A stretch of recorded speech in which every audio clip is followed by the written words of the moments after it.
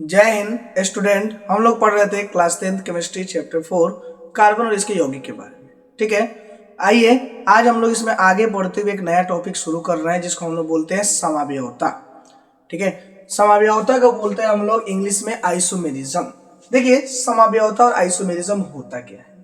इसमें आपको एक ही फॉर्मूला मिलेगा और एक ही फॉर्मूला से आपको अलग अलग नए नए यौगिक बनाना है। ठीक है, आइए सबसे पहले इसका डिफिनीशन देखते हैं, उसके बाद इसको समझेंगे। देखिए, वे कार्बनिक यौगिक जिसके संरचना सूत्र समान हो लेकिन भौतिक एवं रासायनिक गुण अलग अलग हो समावयवी कहलाते हैं तथा ये घटना समावयवता कहलाती है। ठीक है, मतलब वैसे कार्बनिक यौगिक होने चाहिए जिसका संरचना सूत्र समान हो, यानी संरचना लिखने पे कार्बन और हाइड्रोजन का संख्या उतना ही होना चाहिए लेकिन भौतिक और रासायनिक गुण बिल्कुल अलग अलग होना चाहिए। इसी को हम लोग बोलते हैं समावयवी। और ये जो घटना है अलग अलग होने की, रासायनिक और भौतिक गुण, इस घटना को हम लोग समावयवता कहते हैं। ठीक है, a organic compounds which structural formula is same but physical and chemical properties are different called isomers and this phenomena is called isomerism. ठीक है, ऐसे तो नहीं समझ में आ रहा होगा। आइए देखते हैं, आपको एग्जाम्पल से समझाएंगे तो आप ज्यादा अच्छे से समझ में आएगा। मान लीजिए हमारे पास है C5H2, छोटा लीजिए, छोटा सा लेके चलते हैं, ले लेते हैं हम C4H10 ले लेते हैं, यानी कार्बन 4 गो हाइड्रोजन 10 गो। अब देखिए, एक स्ट्रक्चर तो सीधा सीधा बना सकते हैं इसको। ठीक है, यहां हाइड्रोजन दिखा दिए,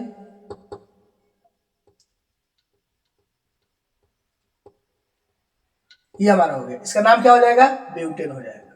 ठीक है, इसको एन ब्यूटेन, नॉर्मल ब्यूटेन बोलते हैं इसको। अब देखिए, यहां से अगर एक कार्बन को बीच में अगर लटका देते तो इसका नाम चेंज हो जाएगा।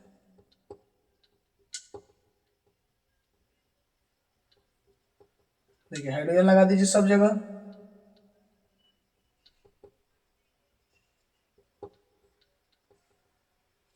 अब देखिए, अब इसका नाम क्या हो जाएगा? तो लंबा चेन में 3 गो है, एगो नीचे। ठीक है, यानी मेथिल ग्रुप जुड़ गया 2 नंबर पे, इसका नाम हो जाएगा 2 मेथिल प्रोपेन नाम हो जाएगा। 3 कार्बन को प्रोप बोलते हैं और सिंगल बॉन्ड है तो क्या हो जाएगा? प्रोपेन हो जाएगा। अब यहां भी काउंट कीजिएगा तो 4 गो कार्बन है और 10 गो हाइड्रोजन है। क्या कार्बन का संख्या चेंज हुआ? नहीं हुआ। क्या हाइड्रोजन का संख्या चेंज हुआ? नहीं है। यानी कि C4H10 आपको इसमें भी है, इसमें भी है। थोड़ा सा हम लोग बनावट में क्या किए, इसका डिफरेंस कर दिए हैं तो डायरेक्ट इसका नाम अलग हो गया। अब देखिए, नॉर्मल ब्यूटेन के गुण में और 2 मेथिल प्रोपेन के गुण में जमीन आसमान का आपको फर्क आएगा। ठीक है, यानी दोनों का गुण क्या होगा, दोनों का प्रॉपर्टी क्या होगा, अलग अलग होगा। ठीक है, इसी को हम लोग बोलते हैं समावयवता। ठीक है, अब देखिए इसका यूज कहाँ आएगा? तो इंडस्ट्री वगैरह में जाइएगा तो एक ही चीज आपको, एक ही केमिकल दिया होगा और उस केमिकल का फॉर्मूला दिया होगा और उस केमिकल से आपको क्या करना है, कुछ नया चीज बनाना है जिसकी हमको जरूरत है। तो आपके पास ऑप्शन एक ही है, समावयवता। समावयवता अगर आप पढ़े तो आपको पता है कि कार्बन का चेन अगर इधर उधर करेंगे तो हम लोग को क्या है, कुछ नया चीजें मिल सकता है। तो ये सब चीजें करके आप वहां पे क्या है, बना सकते हैं, सर्वाइव कर सकते हैं। ठीक है, ये देख लीजिए। अब हम लोग को पढ़ना है समावयवता का डिराइव टाइप, कितने टाइप का समावयवता है। तो समावयवता है आइसोमेरिज्म जिसको बोलते हैं। 2 पार्ट में इसको बांटेंगे तो एक हो जाएगा संरचनात्मक समावयवता, इसको बोलेंगे स्ट्रक्चरल आइसोमर्स। यानी इसके स्ट्रक्चर जो है कार्बन के चेन बनने में, इसमें आपको डिफरेंसेस आएंगे और उसके वजह से आपको क्या है, समावयवता आएगा। दूसरा है त्रिविम समावयवता, इसको बोलेंगे स्टीरियो आइसोमेरिज्म। ठीक है, अब इसका जो हम लोग समावयवता बनाएंगे तो या तो 3D में बनाएंगे, ठीक है, और या फिर आपको इसका मतलब समझिए कि त्रिविम का मतलब कि 3 डायमेंशन में इसका समावयवता आपको बन के आएगा। जब हम इसके बारे में पढ़ेंगे तो आपको हम अच्छे से बता देंगे।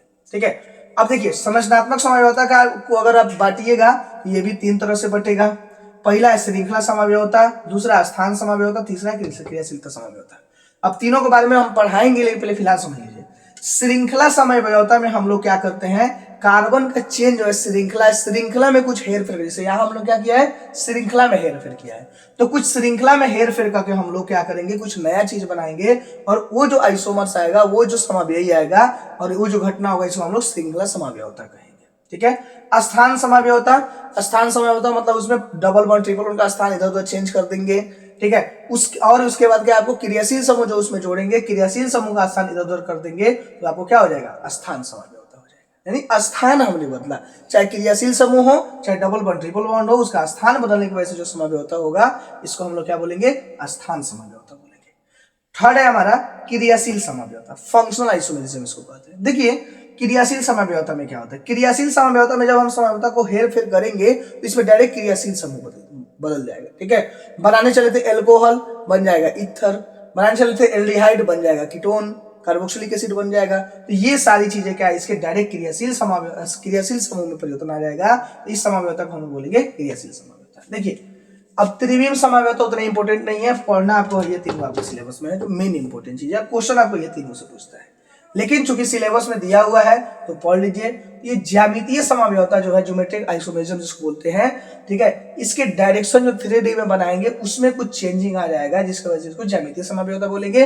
और प्रकाश समाव्यवस्था में हम लोग जैसे प्रकाश का परावर्तन पढ़ते हैं तो बीच में एक मिरर रख करके और जो यहाँ से जिधर जिधर जो जो चीजें दिखाएंगे इसका जिधर जिधर पिक्चर बनेगा, इसके वजह से क्या है, जैसे कि शीशा में पिक्चर बनता है उसी तरह इसका पिक्चर बना के दिखाएंगे तो इसको बोलेंगे हम लोग प्रकाशिक समाव्यवस्था, ठीक है। अभी इसके बारे में हम लोग आगे पढ़ेंगे, अभी फिलहाल इतना जगह की कमी है तो इसको नोट कर लीजिए।